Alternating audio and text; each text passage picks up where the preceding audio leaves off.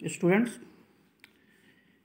आज हम लोग जो टॉपिक को कवर करेंगे वो है time division multiple access. Last class में हम लोगों ने frequency division multiple access system किए थे। उम्मीद करते हैं कि वीडियो देखने के बाद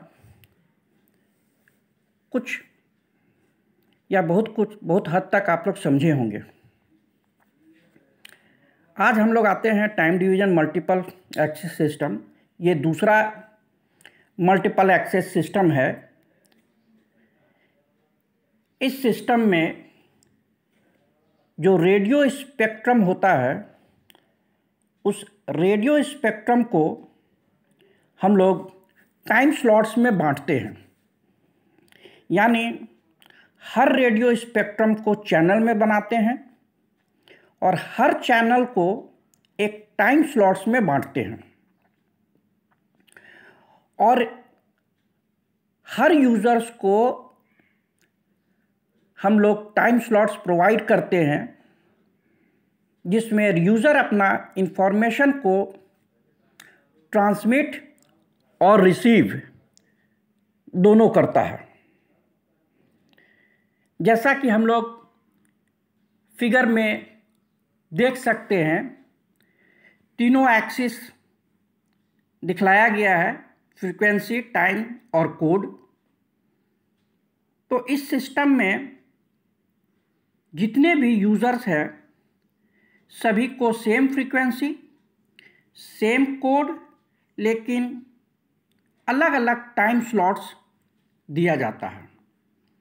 यानी कि हम लोग टाइम स्लॉट्स को चैनल के रूप में यूज़ करते हैं। ये जो टाइम स्लॉट्स है या जो यूज़र जो टाइम स्लॉट्स को यूज़ करता है, ये एक साइक्लिकली रिपीटिंग टाइम स्लॉट्स में रहता है। यानी अपने टाइम स्लॉट्स में जब वो कंप्लीटली बात कर लेता है तो फिर वो दूसरे के पास चला जाता है। ये सेम टाइम स्लॉट्स फिर वो रिपीट करता है एक फ्रेम के बाद। यानी कि हम लोगों का हर फ्रेम में एक टाइम स्लॉट्स दिया रहता है और total number of time slots मिला करके एक फ्रेम बनता है। ये जो इंफॉर्मेशंस को ट्रांसमिट किया जाता है, ये ट्रांसमिशन डेटा का बफर एंड बर्स्ट मेथड में होता है। जैसा कि हम लोग लिखे भी हैं, transmit data in a buffer and burst method. The transmission for any user is non continuous. मतलब कि जो यूजर्स का ट्रांसमिशन है वो हमारा कंटिन्यूअस नहीं होता है। एक टाइम स्लॉट्स का हाफ पार्ट ट्रांसमिट करने के लिए होता है, दूसरा हाफ पार्ट रिसीव करने के लिए होता है। आगे चल करके हम लोग देखते हैं कि ये जो फ्रेम है,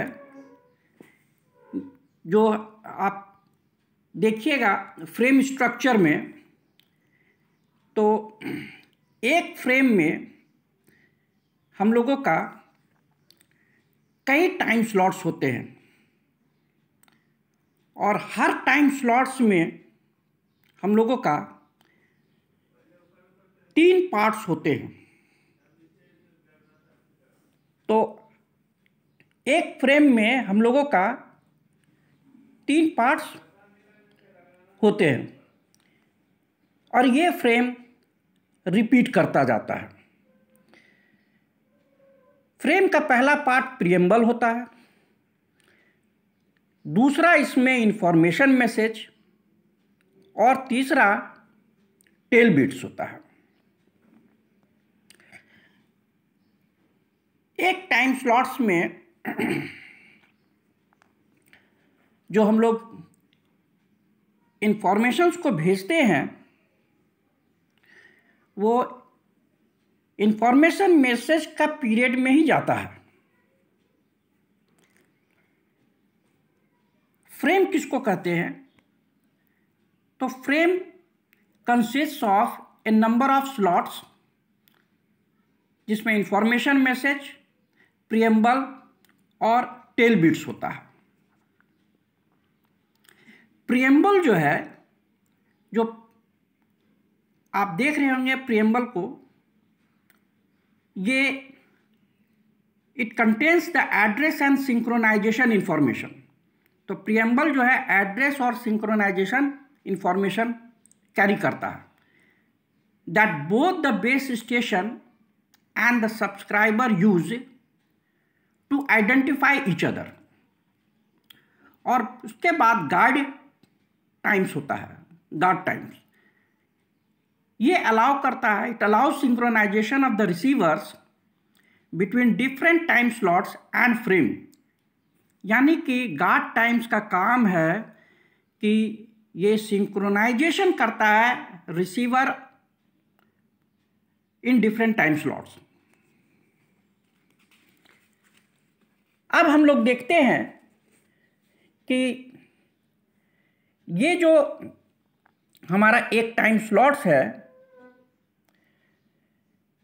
इस टाइम स्लॉट्स में हम लोगों का एक टाइम स्लॉट्स में ट्रेल बिट्स होता है, सिंक बिट्स होता है, इंफॉर्मेशन डेटा होता है और गार्ड बिट्स होता है।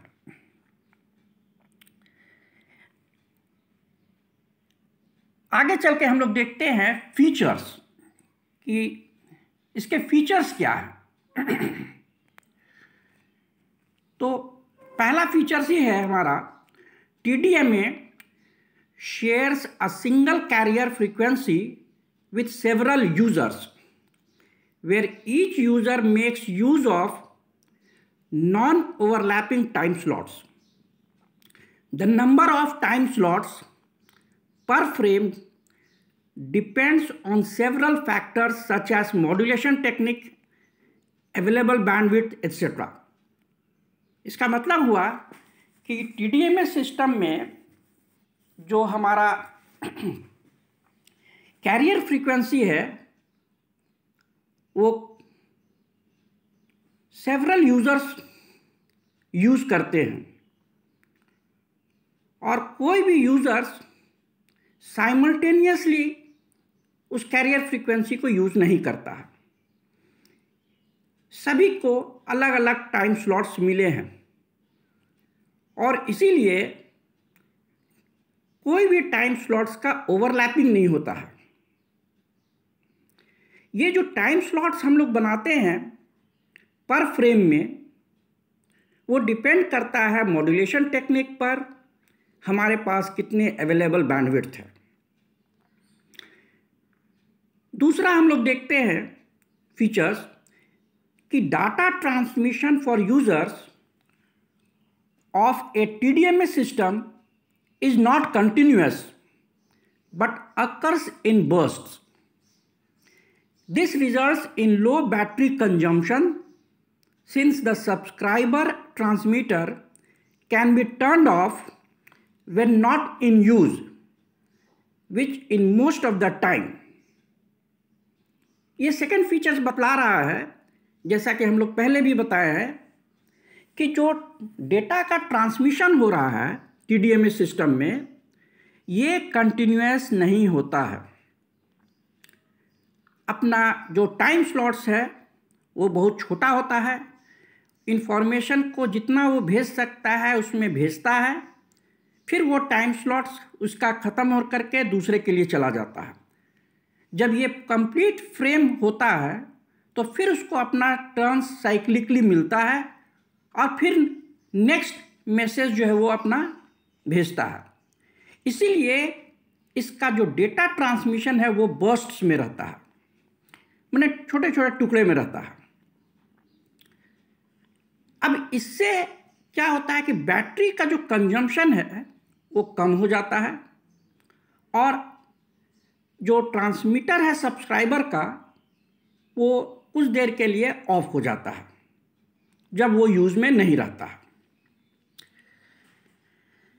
तीसरा features, because of discontinuous transmission in TDMA, the handoff process is much simpler for a subscriber unit, since it is able to listen for other base stations during idle time slots.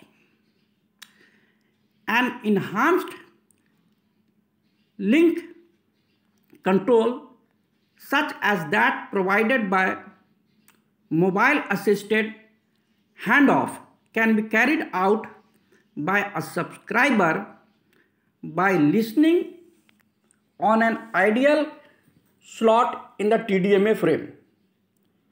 अब ये तीसरा features हमारा क्या बतला रहा है? तीसरा features बतला रहा है कि ये जो ट्रांसमिशन है ये कंटिन्यूअस ट्रांसमिशन नहीं है। कंटिन्यूअस ट्रांसमिशन नहीं होने के कारण हम लोगों का जो हैंड ऑफ है सब्सक्राइबर यूनिट में ये TDMA सिस्टम में सिंपल हो जाता है और जो हमारा लिंक है वो बनाने में मदद होती है। नेक्स्ट हम लोग फीचर्स देखते हैं कि TDMA uses different time slots for transmission and reception. Thus, duplexers are not required. Even if FDD is used, a switch rather than a duplexer inside the subscriber unit is all that is required to switch between transmitter and receiver using TDMA. यानी कि इस features में बतला रहा है कि जो TDMA system है इसमें डिफरेंट टाइम स्लॉट्स हम लोग ट्रांसमिशन और रिसेप्शंस के लिए प्रोवाइड करते हैं और डुप्लेक्सर की ज़रूरत नहीं पड़ती है अगर हम लोग बोथ वे कम्युनिकेशन दो डिफरेंट टाइम स्लॉट्स पर कर रहे हैं तब भी। इसमें एक स्विच ही से हम लोग इस काम को पूरा कर लेते हैं। नेक्स्ट इसका जो फीचर्स है, adaptive equalization is usually necessary in TDMA systems since the transmission rates are generally very high as compared to FDMA channels. FDMA channels में जो ट्रांसमिशन रेट है वो बहुत हाई होता है और इसलिए हम लोग एडेप्टिव इक्वलाइजेशन यूज़ करते हैं। नेक्स्ट फीचर्स है, इन TDMA the guard time should be minimised if the transmitted signal at the edges of the time slot are suppressed sharply in order to shorten the guard time, the transmitted spectrum will expand and cause interference to adjacent channels. तो इस point में जो important बात है कि जो हम लोग गार्ड टाइम प्रोवाइड करते हैं स्लॉट्स में वो बहुत कम रहता है, उसको हम लोग मिनिमाइज करते हैं ताकि जब ट्रांसमिटेड सिग्नल्स एजेस पर पहुंचता है तो it can be suppressed sharply और इससे हम लोगों का गार्ड टाइम को शॉर्टन किया जाता है। नेक्स्ट जो फीचर्स है वो है high synchronization overhead is required in TDMA system. इस सिस्टम में जो सिंक्रोनाइजेशन है वो बहुत प्रॉपर होना चाहिए क्योंकि हम लोगों का जो चैनल है वो चेंज करते रहता है, एक यूज़र से दूसरे यूज़र के पास टाइम स्लॉट्स में जाता है। और जो हमारा ट्रांसमिशन है वो बर्स्ट में होता है। TDM में transmissions are slotted and this requires the receivers to be synchronized for each data. Burst. In addition, guard slots are necessary to separate users. एक यूजर्स और दूसरे यूजर्स के बीच में गाइड स्लॉट्स रहता है और इससे हम लोग ओवरहेड्स जो होता है TDMA system having large overheads as compare to FDMA। TDMA में एक एडवांटेज और है कि it is possible to allocate different numbers of time slots per frame to different users. Thus, bandwidth can be supplied on demand to different users by concatenating or reassigning time slots based on priority. इसमें एक और features दिया गया है कि different number of time slots per frame हम लोग allocate करते हैं टू डिफरेंट यूजर्स। जिस यूजर्स को ज़्यादा बैंडविड्थ की रिक्वायरमेंट है उस हिसाब से हम लोग इसको रीअसाइन करते हैं। तो ये हम लोग फीचर्स के बारे में देखे हैं TDMA सिस्टम में कि TDMA सिस्टम में क्या है। एक्चुअल चीज़ जो मेरे हिसाब से समझ में आया है कि आपको 2-3 बातें सिर्फ याद रखना है कि TDMA में एक ही फ्रीक्वेंसी पर डिफरेंट टाइम स्लॉट्स में बहुत से यूज़र्स हम लोग एक साथ यूज़ करते हैं। डिफरेंट टाइम स्लॉट्स में यूज़ करने के कारण ये कंटिन्यूअस नहीं होता है। अगर ये ड्यूरेशंस कम होता है तभी ये अपीयर होता है कंटिन्यूअसली। इसको पॉसिबल करने के लिए हम लोग डिजिटल मॉड्यूलेशन और डिजिटल टेक्निक ही यूज़ करते हैं, यानी कि DSP के कारण ये पॉसिबल हुआ है और बेटर वे में हुआ है। आज का लेक्चर हम लोग यहीं तक रोकते हैं। अगला में हम लोग एफिशिएंसी ऑफ TDMA से स्टार्ट करेंगे और CDMA में जाएंगे। Thank you.